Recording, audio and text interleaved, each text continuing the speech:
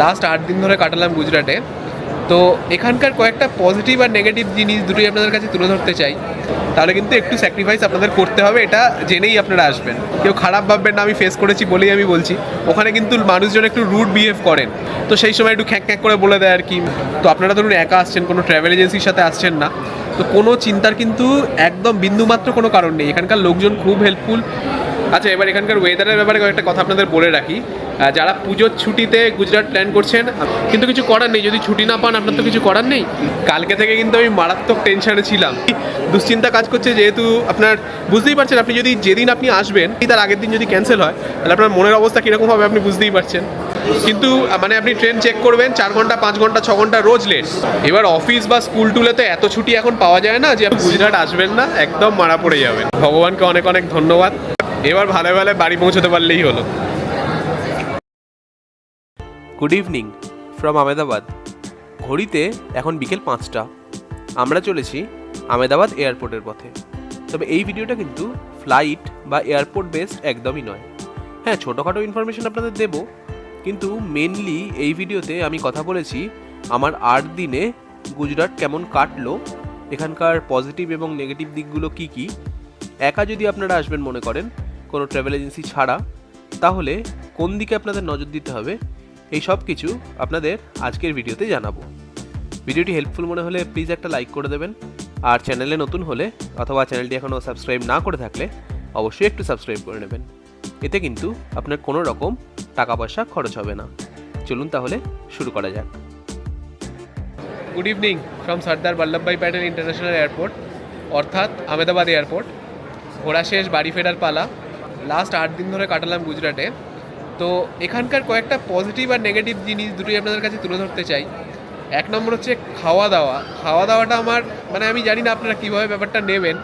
ওই south Indian type খাবার যারা পছন্দ করেন তাদের কিন্তু এখানকার খাওয়া দাওয়া ভালো লাগবে। যারা সাউথ ইন্ডিয়ান ভালোবাসেন না তাদের অতটা ভালো লাগবে না, কারণ ওই সাউথ ইন্ডিয়াতে যেরকম সব খাবারে টক দেওয়া হয়, কারি পাতার ইউজ করা হয়, এখানে সব রান্নাতেই কিন্তু আপনি ওই টকের আধিক্য পাবেন, ওই কারি পাতা টাইপের জিনিসপত্র পাবেন। মানে ধরুন নর্মাল আপনি ডাল আর কি কোনো ভেজ মিক্স ভেজ অর্ডার দিয়েছেন, সেগুলো কিন্তু টক হবে খেতে। মানে খুবই রেয়ার এরকম আমি পেয়েছি যেখানে আপনার মানে নর্মাল যেরকম টেস্ট হয়, মানে আমরা যেরকম কলকাতায় খেয়ে থাকি, বা কলকাতা ছেড়ে দিন, আপনি দিল্লিতে বলুন বা নর্থ ইন্ডিয়ার যে কোনো জায়গায় বলুন, সেখানে যেরকম আর কি টেস্ট পেয়ে থাকেন, সেই রকম টেস্ট কিন্তু আপনি খুব মানে আপনার যদি লাক খুব ভালো হয় তবেই আপনি পাবেন। না হলে কিন্তু ম্যাক্সিমামটা সাউথ ইন্ডিয়ায় যেরকম রান্না হয় সেরকম পাবেন। সো খাওয়া দাওয়ার ব্যাপারটা আপনাদের কিন্তু একটু, যদি সাউথ ইন্ডিয়ান খাবার পছন্দ না করেন তাহলে কিন্তু একটু স্যাক্রিফাইস আপনাদের করতে হবে, এটা জেনেই আপনারা আসবেন। আচ্ছা, এবার বলি এখানকার জেনারেল লোকজনের মানে ব্যবহারের ব্যাপারে, মানে আতিথেয়তা এখানে কীরকম। তো আমি বলবো, আমি এত জায়গায় ঘুরেছি, তার মধ্যে গুজরাট কিন্তু আমার ওয়ান অফ দ্য বেস্ট লেগেছে এখনও অবধি। কারণ এখানকার মানুষজন খুবই হেল্পফুল, এবং মানে আপনি যে খারাপ ব্যবহার অনেক জায়গায় দেখবেন দিল্লি সাইডে বা নর্থ ইন্ডিয়ান সাইডে, কেউ খারাপ ভাববেন না, আমি ফেস করেছি বলেই আমি বলছি। ওখানে কিন্তু মানুষজন একটু রুড বিহেভ করেন। মানে ট্যুরিস্ট ধরুন আপনি কিছু একটা জিজ্ঞেস করলেন, বা আপনি কিছু একটা চেনেন না, বা আপনি বুঝতে পারছেন না, সেকেন্ড টাইম জিজ্ঞেস করছেন। আমরা তো মানে হিন্দি ধরুন আমি বুঝতে পারি বা আমি বলতে পারি, যারা বয়স্ক মানুষজন আছেন তারা তো অত ভালো হিন্দি বোঝেন না বা বলতে পারেন না, তো ওনারা তো ওনাদের টোনে হিন্দিটা বলেন, তো সেটা আমাদের বাবা মারা বা বয়স্ক মানুষজনরা অত ভালো বুঝতে পারেন না। তো সেই সময় একটু খ্যাঁক খ্যাঁক করে বলে দেয় আর কি, মানে এই তো একবার তো বলা আপকো ইয়ে, তো এরকম করে আর কি কথা বলে, যেটা দিল্লি ফিল্লি সাইডে একটু বেশি হয়। কিন্তু এখানকার মানুষজন কিন্তু খুবই ভালো। তো আপনারা ধরুন একা আসছেন, কোনো ট্রাভেল এজেন্সির সাথে আসছেন না, তো কোনো চিন্তার কিন্তু একদম বিন্দুমাত্র কোনো কারণ নেই। এখানকার লোকজন খুব হেল্পফুল। আপনি ধরুন কোনো একটা রাস্তা খুঁজে পাচ্ছেন না, গুগল ম্যাপ থাকলে তো এখন আর রাস্তা খোঁজা কোনো ব্যাপার না, তাও যদি আপনি বয়স্ক মানুষ হন, কোথাও একটা ধরুন যাচ্ছেন আপনি খুঁজে পাচ্ছেন না, হেল্প করে দেবে। বা আপনি বিভিন্ন জিনিস আপনি যা আর কি জানতে চান, কোনো খাবার আপনি স্পেশালি ধরুন যেরকম ভুজে আর আহমেদাবাদে নন ভেজ আইটেম পাওয়া যায়, তো সেগুলো ধরুন আমি জিজ্ঞেস করলাম কোথায় পাওয়া যায়, তো ওরা হেল্প করে দেয় প্রচুর। তো এই রিজনে যারা আসতে ভয় পাচ্ছেন যে কীরকম কী লোকজন ফেস করবেন বা একা ঘুরতে পারবেন কি না, তাদের জন্য বলি কোনো অসুবিধা নেই। ল্যাঙ্গুয়েজ কিন্তু ব্যারিয়ার হবে না, হিন্দি এনারা খুব ভালো বোঝেন এবং যথেষ্ট হেল্পফুল। আচ্ছা, এবার এখানকার ওয়েদারের ব্যাপারে কয়েকটা কথা আপনাদের বলে রাখি। যারা পুজোর ছুটিতে গুজরাট প্ল্যান করছেন, আমি বলবো একদমই করবেন না, কারণ এসে প্রচণ্ড কষ্ট হবে। আপনি এসি গাড়ি নিতে পারেন, আপনি এসি রুম নিতে পারেন, কিন্তু বাইরে তো আপনাকে ঘুরতে হবে না। আপনি সকাল 10টায় বেরোলেন, বিকেল 5টায় ফিরবেন সাইট সিং করে। এত রোদ, মানে আপনার মনে হবে আপনার গা রীতিমতো মানে জ্বলছে মানে রোদের তাপে, যেটা আমি ডিসেম্বরে ফিল করেছি। ডিসেম্বরে আমি সেকেন্ড উইকে এসেছি, তাতেই আমার এই অবস্থা। এবার আপনি ভাবুন অক্টোবরে কী লেভেলের হিটটা আপনাকে ফেস করতে হবে। তো আমি বলবো যে যদি আপনাদের ছুটি ছাটার প্রবলেম থাকে তাহলে চেষ্টা করুন ডিসেম্বরের যে ছুটিটা, যদিও সেই সময় আসলে কিন্তু আমি বলে দিচ্ছি আপনার খরচা বেশি হবে। 2000 টাকার হোটেল 3000 টাকা 4000 টাকা এরকম নেবে, গাড়ি যেটা ধরুন 3000 টাকা ভাড়া সেটাও হয়তো 4000 টাকা নেবে, কিন্তু কিছু করার নেই, যদি ছুটি না পান আপনার তো কিছু করার নেই। কিন্তু আমি বলবো আপনি ডিসেম্বর বা জানুয়ারি হলে বেস্ট হয়।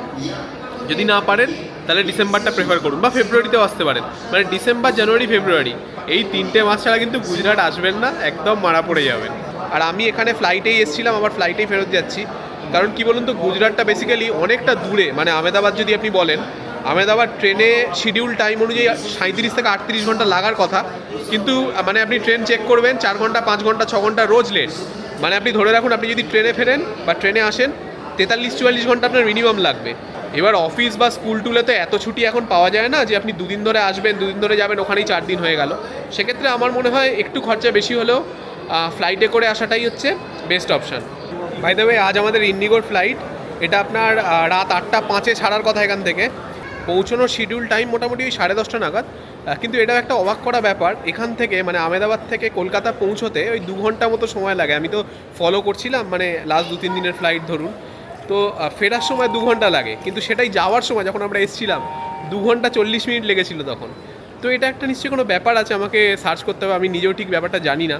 হয়তো ওই যেটা আপনাদের আমরা ছোটোবেলায় পড়েছিলাম না, যে আর কি হাওয়ার অনুকূলে আর হাওয়ার প্রতিকূলে, মানে এগেনস্ট দ্য উইন্ড আর টুয়ার্ডস দ্য উইন্ড, তো সেই রকম কোনো একটা ব্যাপার আছে বলে আমার মনে হয়। এক্স্যাক্টলি আমি জানি না, কারণ সেম রুট ফলো করছে কলকাতা থেকে আহমেদাবাদ, আহমেদাবাদ থেকে কলকাতা। একটা 2 ঘন্টা 40 মিনিট লাগছে, আর একটা লাগছে 2 ঘন্টা 40 মিনিটের তফাৎ। তো এটা রিজন কিছু নিশ্চয়ই আছে, সেটা আমি আপনাদের জানতে পারলে জানাবো। বাই দ্য ওয়ে, আর একটা কথা তো আপনাদের বলাই হয়নি, কালকে থেকে কিন্তু আমি মারাত্মক টেনশনে ছিলাম। কারণ যে ফ্লাইটটায় আমরা যাচ্ছি ইন্ডিগো 6E6071, এটা কিন্তু আজকে হচ্ছে 17 তারিখ, 16 তারিখ মানে কালকে ক্যান্সেল ছিল। মানে আপনি ভাবুন, আমি 12টার সময় চেক করছিলাম যে কত আর কি, মানে কালকে দুপুরবেলা 12টার সময় চেক করছিলাম যে কতটা লেট আছে বা কিছু, তো আমি দেখলাম ক্যান্সেল করে দিয়েছে। ওই বেসিক্যালি ব্যাপারটা কী হয়েছে, এই যে আহমেদাবাদের যে ফ্লাইটটা, আহমেদাবাদে তো ফগ হয় না, কিন্তু বোধহয় এই ফ্লাইটটা দিল্লি থেকে আসে। এবার দিল্লি থেকে আহমেদাবাদ আসতে পারেনি ফগের জন্য। এবার ন্যাচারাল ব্যাপার, দিল্লি থেকে যেহেতু আহমেদাবাদ আসতে পারেনি, আহমেদাবাদ থেকে আর ফ্লাইটটা যাবে কী করে, কারণ তো দিল্লি থেকে আসতেই পারেনি আহমেদাবাদে। তো সেই জন্য আহমেদাবাদ থেকে কলকাতার ফ্লাইটও ক্যান্সেল হয়ে গেছে। জেনারেলি ফগের জন্য কিন্তু আহমেদাবাদ থেকে ফ্লাইট ক্যান্সেল হয় না, কারণ আহমেদাবাদে ফগ খুব একটা হয় না। তো এইবার আপনি ভাবুন কি অবস্থা। আমি কালকে তখন দুপুর 12টার সময় আমি দেখতে বসেছি যে ট্রেনে করে কিভাবে কি যাওয়া যায়, কারণ ফ্লাইটের যা ভাড়া মানে পরের দিনের আমাদের পক্ষে সম্ভব নয়, মানে 15,000-16,000 মিনিমাম ভাড়া।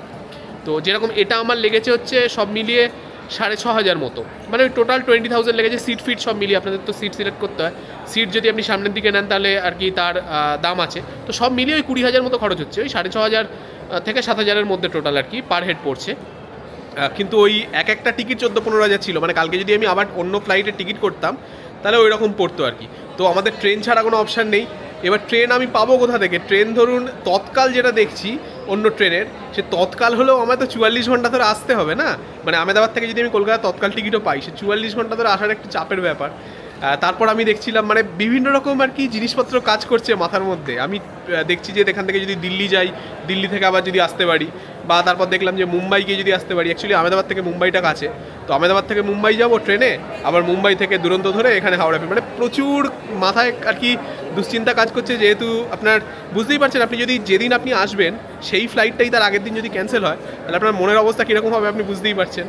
তো বিশাল টেনশনে ছিলাম। তো যাই হোক, আজকে ঠিকঠাক টাইমে চলছে ফ্লাইটটা, ভগবানকে অনেক অনেক ধন্যবাদ।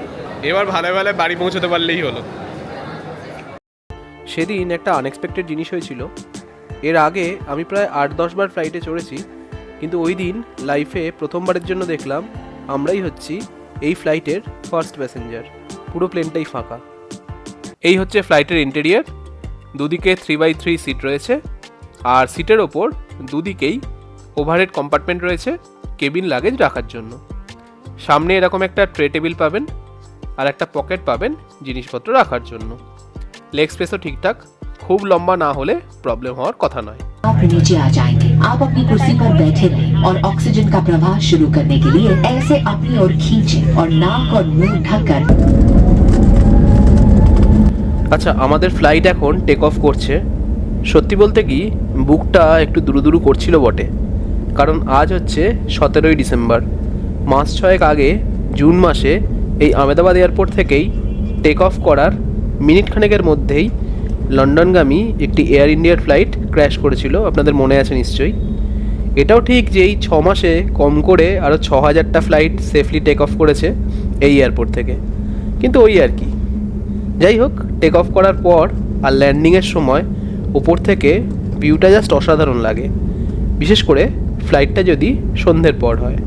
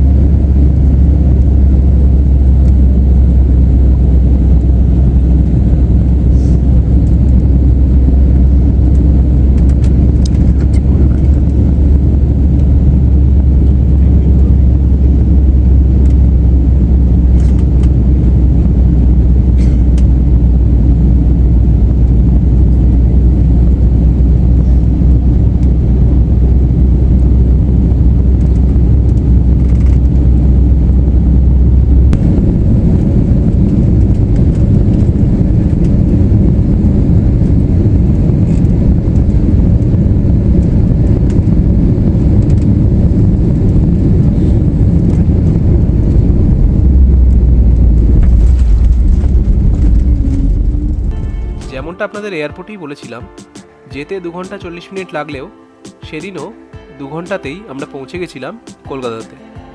আর কলকাতা থেকে আপনি যখন ফ্লাইট নেন দেখবেন ম্যাক্সিমাম ফ্লাইটের ক্ষেত্রেই এয়ারও ব্রিজ থাকে, কিন্তু ফেরার সময় ম্যাক্সিমাম সময় আপনাকে বাসে করে টার্মিনাল বিল্ডিংয়ে পৌঁছতে হয়। এবারও তার ব্যতিক্রম হয়নি। এনিওয়েজ, আজ তাহলে এইটুকুই। ভিডিওটি ভালো লাগলে please like, share and subscribe. দেখা হচ্ছে পরের পর্বে। সবাই খুব ভালো থাকবেন। নমস্কার।